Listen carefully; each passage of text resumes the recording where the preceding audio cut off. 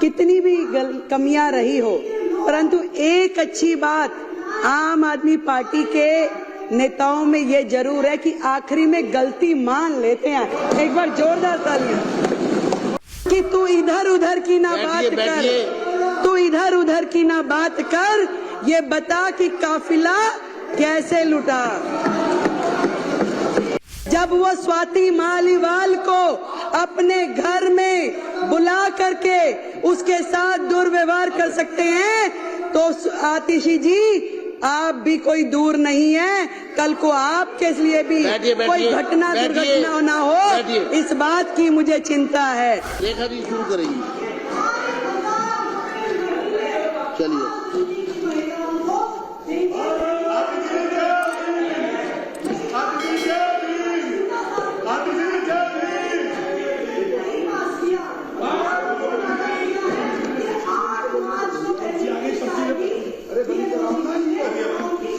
आप अपनी सीट पे बैठिए। संजीव जी आप अपनी सीट पे जाइए। जितनी मर्जी स्लिप वहां से भी भेज सकते हो आप। कमियां आम आदमी पार्टी की रही हो, जो कि कितनी भी कमियां रही हो, परंतु एक अच्छी बात आम आदमी पार्टी के नेताओं में ये जरूर है कि आखिरी में गलती मान लेते हैं। एक बार जोरदार तालियां।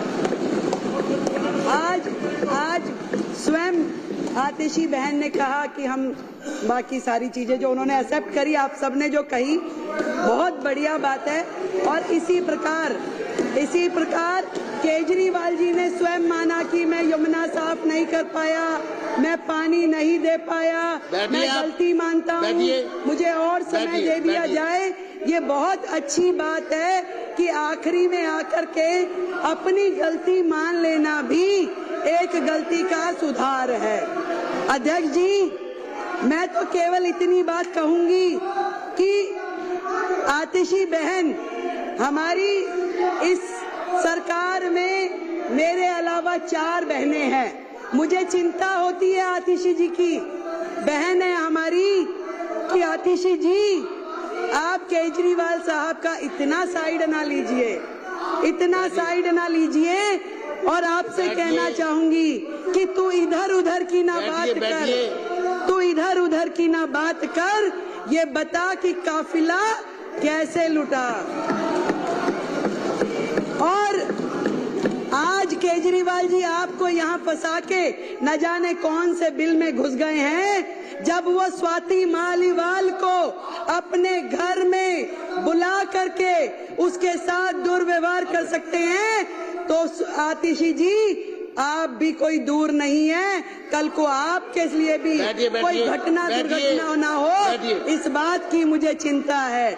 जब स्वाति मालीवाल के साथ कुछ हो सकता है, उसको घर में बुला के राज्यसभा सांसद को, आतिशी जी आप हमारी बहन है, मुझे चिंता है आपकी, आपको ध्यान रखना चाहिए। बैठिए, मुझे कार्रवाई, मैं चेतावनी देता हूँ विपक्ष को। अध्यक्ष जी, सीएजी की चर्चा पर, अध्यक्ष जी, सीएजी की रिपोर्ट पर अब मेरी बारी में ये लोग ऐसे बोलेंगे, और मुख्यमंत्री थोड़ी सभ्यता रखनी चाहिए, करने दीजिए। थोड़ी सभ्यता रखें।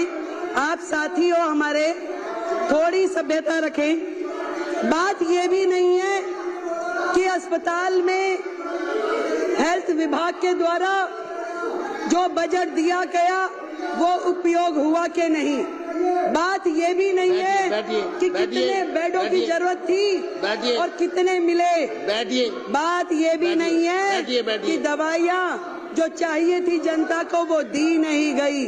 बात ये है कि जो दिल्ली के लाखों लोग इनके अस्पतालों की वजह से धक्के खाते खाते दुखी हुए, उसके जिम्मेवार ये आम आदमी पार्टी के लोग हैं।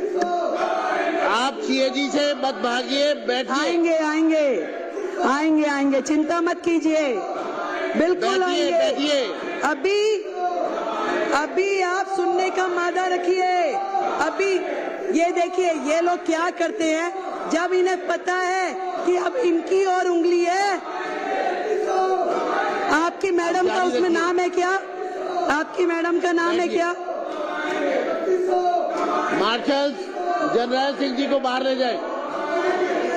चलो चलो।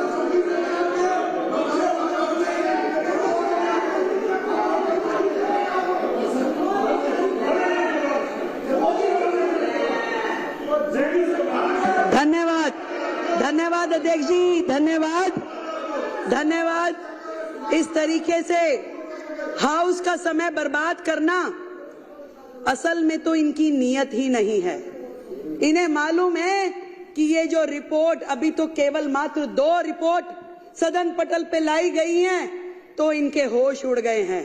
पूरे के पूरे अखबार, पूरा मीडिया, पूरे चैनल्स रोजाना सुबह से शाम तक इनके काले चिट्ठे खोलते हैं और ये सोच रहे हैं कि बाकी की 12 आ जाएगी तो इनका क्या हाल होगा, क्योंकि ये पूरी तरीके से सर तक भ्रष्टाचार में डूबे हुए हैं।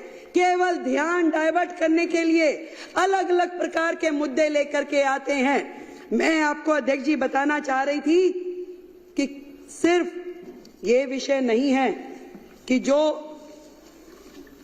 अस्पताल में बजट कम यूज हुआ, कोविड के समय बजट कम यूज हुआ, कम बिस्तरों का उपलब्ध कराए गए।